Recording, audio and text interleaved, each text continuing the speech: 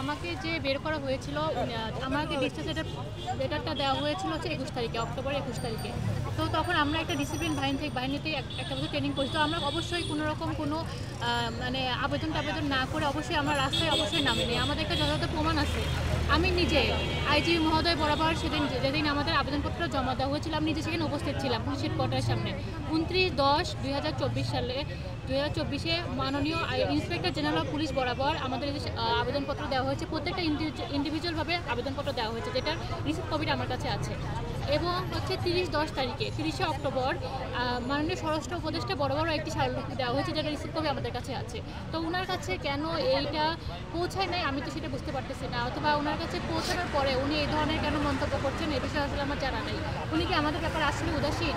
তো মানে এটা হচ্ছে আমার ওনার কাছে প্রশ্ন, কারণ ওনার বক্তব্যটা হচ্ছে পুরোপুরি ভিত্তিহীন, সেটার প্রমাণ আমাদের কাছে আছে।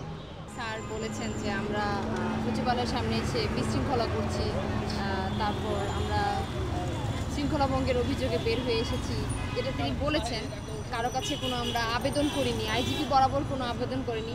আমরা আপনাদেরকে দেখাতে পারি যে আমরা বের হওয়ার পর 29/10/2024 তারিখ আমরা মাননীয় আইজিপি স্যার বরাবর অ্যাপ্লিকেশন করি। এটা আমাদের কাছে ডকুমেন্ট, যেটা আমরা আইজিপি স্যার বরাবর দিয়েছি, ঠিক আছে।